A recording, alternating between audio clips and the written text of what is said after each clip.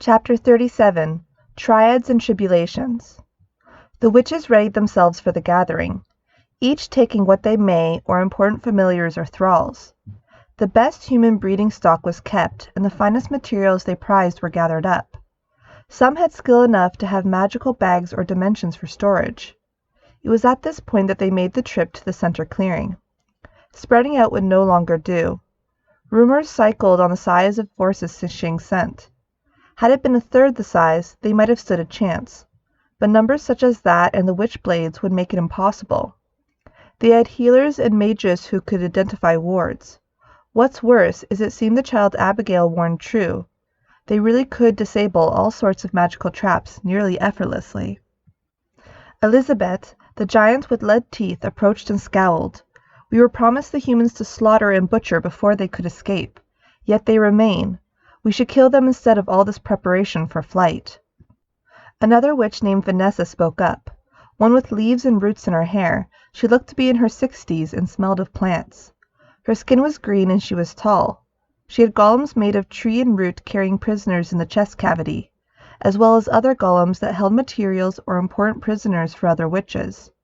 She was stretching the limits of what she could do, just so the other witches might take as much as they could with them. Considering what we're up against, we will most likely die. We best prepare our traps and make haste to the north. If all of us just went north, we would have little difficulty passing them. Another witch spoke her mind, a small woman who was short and tiny compared to other women. Her hair kept neat and her face hidden by a mask, and underneath the mask a pair of yellow eyes. Her age was hard to place because of how well covered she was, but based on her voice she might have been in her 30s or simply made herself younger. Lilura, the Witch of Mask, had enthralled her. She kept the strongest of them and the best materials to amplify her power into a mask. There were dozens of men, women, and children carrying what they could on her behalf. I do not think it is these men that Isidora fears. The Grand Coven shall come for us next. I, for one, am not willing to die for this coven when I could simply join another. The Grand Coven is surely a better option than dying by the hands of men. They will burn us for our ways. A bat flew in and took the shape of a human woman. Alyssa was her name, with hair so bushy and wild it looked as if she had never once combed it. She looked to be in her 40s and her face was full of scratches. Her teeth were sharp and her lips were painted black. All around her eyes was a black coat of tar-like substance. Her voice was raspy and harsh. As they should kill us, for we have killed many. There is a cost to taking human life with reckless haste. We gave them warnings, they did not listen. So they paid the price. In turn for their deaths, so too must we pay a price. We have earned the hatred of Xing. They have passed our wards without much difficulty. They throw strange black weapons at our markings and masks. The magic in them is forced out and dissipates into all surroundings. I have never seen such weapons. Should my bats fly too close, I will lose sight. Even familiars are not safe. I have lost control of many bats. We should leave this place. There is no need to fight such a force. They are not here to bargain. They mean to murder us as we have murdered. Elizabeth let out a gruff laugh, easily towering over the other witches. I welcome them to try. I shall crush them. Their bones shall break in my hands. My spawn shall feed on their flesh, and those with magic will be put to work for the coven. Lilura looked at her thralls with their masks hiding their faces and their expressions blank, even if their faces could be seen. You underestimate the mortals. They will not come unprepared this time. Attacking a town of woodsmen is different than facing a war party. Alyssa agreed, and a little bat landed on her shoulder and let out a low whine. They come even now. The wards do not slow them. Vinny has seen them. It would be best to flee. Perhaps we should spread out and run in different directions. If we spread out, it will be harder to chase. Vanessa turned her head fast enough for some leaves to fall out. For you, perhaps. The rest of us would likely be hunted and killed if we were to separate too far from the main company. I am carrying too many goods to simply have all run in different directions. If you flee now, not only would you die to them, you would likely die to Isidora. She would kill any of us if she really wished. For now, we best follow her. We have survived this long on her guidance. Should we fall, we must go to the Grand Coven. Elizabeth pointed out the obvious problem with that. That is, if they don't immediately kill you first. We were working for a traitor. I could keep fighting until I died, but I would prefer living. I am not so foolish as to think the Grand Coven will easily embrace us, as much as I would enjoy that. How I would love the Grand Coven to go to war. Think of it, 1,000 witches all directing their magic at the city of Xing. A storm so great the buildings themselves will shake and break, and the leadership enslaved to our will. One after another we could enslave the cities of the world. Our combined magic would create spellcraft the likes of which has never been seen. Rituals that would rain fire from the sky. Their waters turned to poison. They would not stand a chance against that many. Think of the glorious conquest. The other witches had mixed feelings on the matter. Alyssa shook her head. I just want to be left alone. Anyone who bothers my home will be damned to die. I'll feed them to my bats and make them into stew. But such is impossible, so I will work with the coven. I shall be the eyes that I have always been, be it for one coven or another. Lilura didn't disagree. If the Grand Coven welcomes us, I would accept. My talents would not be wasted there. But I have no love for conquest. I simply would like to be left alone. Considering the abominations of our kind, this can never be. So I will turn those who were enemies and tried to do me harm into my thralls. They will repay me for the pain they tried to cause me sevenfold. I will take their children and I will do any amount of harm so they will learn to leave me at my solitude. The Grand Coven is too large, but at least we would live. Vanessa noticed something. They were all in agreement. These humans had pushed them so far that they were talking of fleeing Isadora. Wonderful. Now all they needed was a way to contact the Grand Coven. When they made it out of the woods, they could probably send some sort of message where a bargain could be struck to guarantee they wouldn't be slaughtered for working for Isadora. That was it then? Was it truly so simple to make them reveal how little they cared for this coven? Truth be told, their lives were on the line. So she supposed it shouldn't surprise her. They were not loyal to the core to anything, truly. She had always fancied that they were serving some greater purpose. She supposed not. Then it is decided. When Isadora falls, we leave? Elizabeth leaned down to the witches smaller than her so that she could get a better look at their faces. Are you proposing that we betray Isadora? Alyssa caught on. I am not willing to kill her. Not directly, at least. I suppose if she were to be attacked. She was nearly certain that the others were thinking now. Lilura nodded. Not kill her, but not come to aid her. We will protect each other, but if she should die, would that not free us to make haste to the mountains where we would not be easily found? The north, I think, would be the best place to flee. I doubt they'll have encirclement ready by then. Especially if we were to pressure the south. They would not find an opening to pursue the north. Elizabeth understood. Then I shall lead an assault upon the south. The undead will supplement my witch spawn, and I shall make play of their defenses. I shall test the merit of their finest. Should I die, so be it. I will have feasted upon a great deal of flesh, and my sisters will have escaped. Isadora will likely be struck down by some other force. They will be ready to make use of some witch-blades. They shall use this ace against Isadora. I needn't fear. When it becomes clear my witch spawn will be beaten, I shall flee. The other witches chimed in. Alyssa started. I will use my bats to grant you cover when you flee. Once Isadora falls, you should likely find an opening to the east. They will protect the west first, since that is the path to Xing. Vanessa added, I shall make alive the trees to aid you in your battle as well as buy time for your retreat. Use them as you see fit. Be careful. Do not become so engrossed in the battle that you get surrounded. Even without the witch blades, they have proven formidable. Lilura considered how she might help. I will place masks upon the enthralled beasts. They will stand with you. I doubt my enthralled men will do you much aid. I still have a moose or two as well as a few bears. Do your best to survive. They can be replaced. You cannot. Elizabeth grit her teeth into a smile and grew in size. She slowly made her body ready as it grew more and more. Her muscles tensed as magic went through her body, making her more and more of a giant. She said to her allies, Sisters of the Coven, let us make a pact to meet again. Make yourselves scarce. The time will come where Isadora will fall, but not before I have my fill of men. I shall feast upon the flesh of soldiers. Their bodies shall be a tribute to my strength. Now go. We have time yet. Chapter 38. Isadora. Meredith moved carefully and slowly with the witchblades. Kenson took the lead and pointed at places where wards or traps were. He pointed a fist to indicate if it was a magical trap. He pointed an open hand if it was a non-magical trap. Most, of course, were of magical make, but not all. Kenson wished Meredith would let him borrow one of those black blades, but he could make do with his cold iron blades. In truth, cold iron was the superior option for finishing a witch, but those black blades provided defense against their magic, going so far as to disable them if the blade got close enough. Sven kept his ears up and nose open, often motioning for Kenson when to fall back to avoid patrols. The patrols so far were few in number, but many witches traveled towards the center. It was an excellent time to pick them off. Although Claire seemed more intent on focusing on Isadora than wasting time on the lesser witches. One passing witch was so close and unguarded that even she motioned to Sven, who approached with impressive stealth despite his size. He moved quickly enough that she had trouble reacting. He choked the old woman who might have resisted more if Kenson had not stabbed her twice, one in the kidney and one in the spine. He finished her with a silver blade. The motion looked practiced.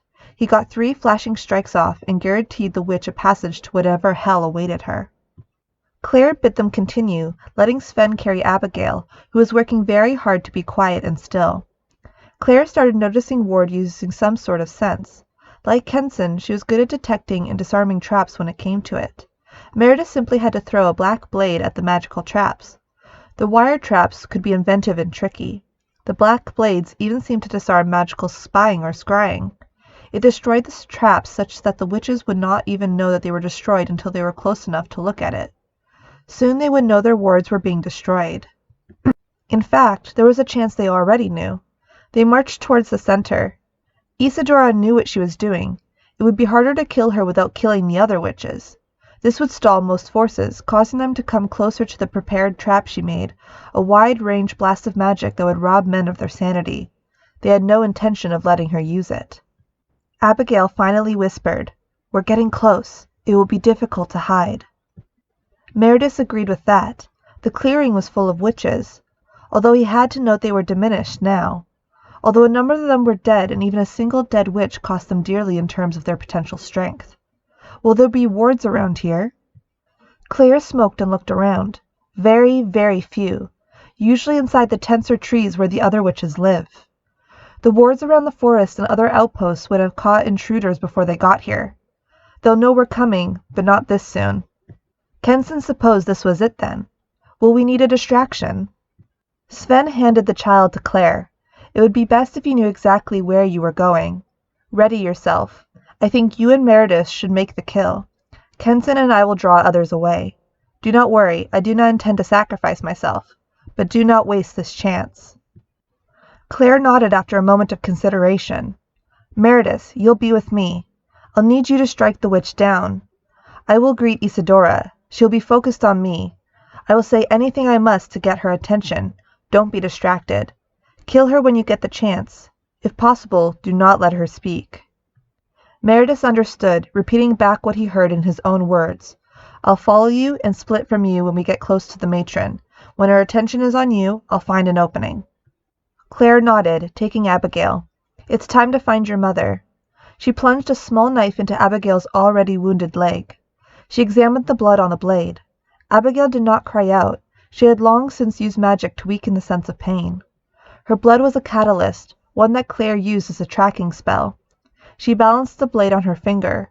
She twirled it with the blood on the tip, gathering it to a single point. The blade already stopped spinning in her finger. It slowed more and more and pointed. The blood seemed drawn to a certain direction, causing the blade to point where Isadora would be. The blade pointed true. It pointed to a tent in the distance, but the direction was enough for them to work with. Make a distraction now, yes? Kenson said. Claire picked up Abigail and slung her over a shoulder. She would be needed for this next part. Make a distraction some distance away. We go. Kenson and Sven went towards the east and then a little north. Sven started turning the gears on his crossbow. The shot would no doubt make quick work of one of the witches. He focused on where the blade pointed. He wouldn't be able to shoot Isadora from here, but perhaps he would shoot something that could get her attention. When all was quiet and ready, he loosened an arrow right into the back of a distant witch. The iron arrow caused her to scream.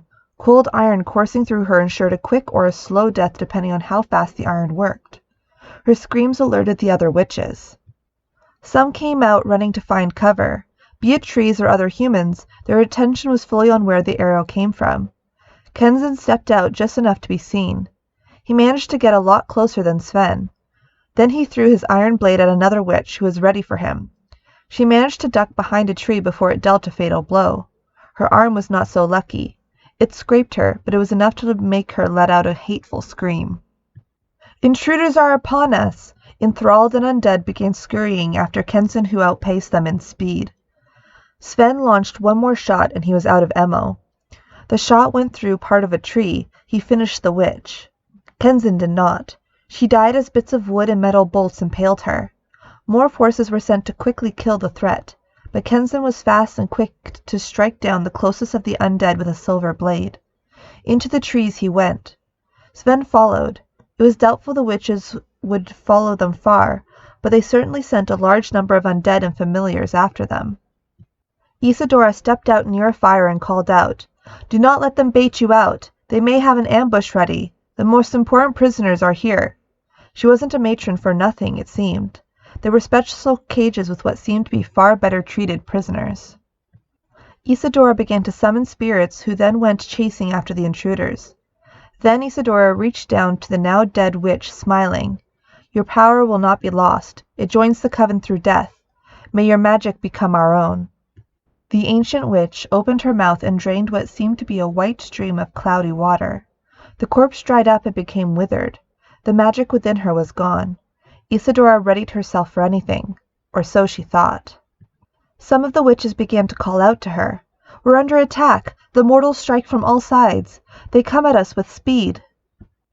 Isadora cursed and turned to her bones to animate more skeletal warriors. However, waiting for her was Claire holding a silver blade to Abigail's throat. Abigail seemed to be in a trance. Her eyes were glazed and her face expressionless. Isadora looked to her daughter, then anger flashed when she saw Claire. Then horror. A great horror overcame Isadora, who began to shake. She calmed herself. It seemed as if she could not cast a spell or speak to the now smirking Claire. Composing herself, Isadora commented, "It seems I have lost this battle of wits." Claire kept her expression neutral. "You may be a traitor to the Grand Coven, but you don't want your entire coven to die, especially not your daughter. Deactivate the wards and she will be spared." Isadora growled, looking at Abigail, then back to Claire. "You use my child against me. Do the others know of you? Do they know what you do?" Claire kept her focus on the subject. "Deactivate the wards or Abigail will die." Isadora did not respond. She heard sounds of forces coming in. "You ask much." Claire jabbed the blade into Abigail's throat, which caused Isadora to cry out. But Claire did not twist it across the child's whole neck. Abigail knew how to heal herself, but there were limits. Isadora let out a loud moan, then relented. "So be it." Claire pushed the child forward on the ground, but kept the blood in her hand. She readied some sort of spell and whispered into the blood with a whip ready in case Isadora tried to betray her. Isadora raised her hands and the wards began to lose their glow. Throughout the forest, the strongest of her wards and scrying magic began to wane. This would make the assault much easier. Claire smiled. She pointed an open palm full of the matron child's blood. "Blood of your blood. Be bound by blood." Then pain struck Isadora, a blade across her throat and one into her back. Meredith cut her neck with the black blade and ran her through. He managed to stab her multiple times as she could not move. The binding spell snapped after a second, but that's all he thought he'd need. The witch let out a howl of rage as best she could with her throat cut. She coughed up blood and managed to speak a little to Meredith. "Good luck. You'll need it." She called to her the giant pile of bones. It spun around her and attached itself to her body. The blow should have killed her. On the other hand, this was the matron of death. Perhaps she would not die so easily. Claire picked up Abigail and slung her over her shoulder. "We should go now, Meredith. Darius began the attack early without the signal. We need to get out of here." He would have agreed, but his job was not done. Further, the witch of death before him was wounded. He had a chance, and he would take it. He looked closely at the prisoners, a woman with beautiful white hair and a brown dress. He did not recognize her, nor did he know her. There were others, too. He intended to end Isadora while he had the chance. He flung black blades into her. They were deflected by the bones swirling around her like a storm. He chopped at ghosts which came for him, then undead. The witch launched several spells at him that looked like blurry wisps of darkness. How was she alive? While he did not know it, she could keep herself alive far beyond normal human limits, and she wished revenge upon him. He pressed through the great wind and did his best to deflect the bone of magic. This time he'd finish her for sure. That attack should have killed her. Her wounds were still serious and would not heal. In fact, when he looked at her, he was sure she would die. However, he intended to finish her here and there. He ran and threw another blade that was deflected. He only had one more left, the sword in his hand. He charged in as close as he could while battered by bone and spirit and threw the blade at her. This blade moved too fast and was too heavy to be blown away by the bone storm.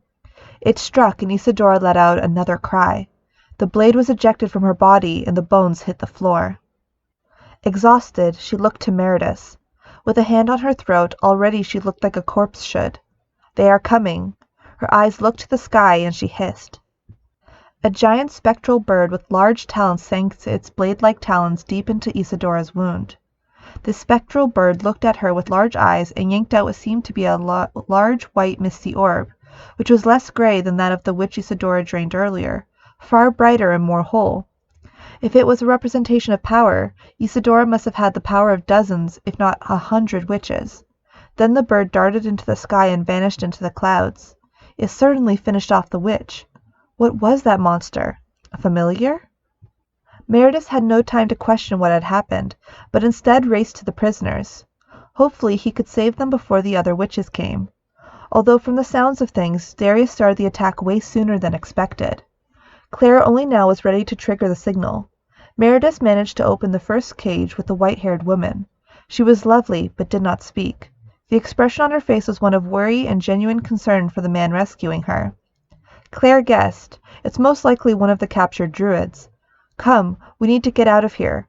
With Isidora fallen, we have to hunt down the witches fleeing towards the mountains." Meredith opened the cage and the white-haired woman threw herself against him, trying to weep, but she failed to make a single sound. Could she even talk? The red eyes which looked at him were tearing up. Grateful, but that was not why she cried. In her eyes was true sorrow. Worry for him. He didn't understand. Her gaze was haunting, and he had not even heard this woman's name. It was as Claire suggested. She was probably a druid. He got to work on other cages. Claire was curious about what was happening. Based on what she was hearing, a battle must have been going on to the south. Meredith finished laying the prisoners out. He grabbed the woman and nodded to Claire. "We should probably join the battle in the south. It sounds like it's coming to a close."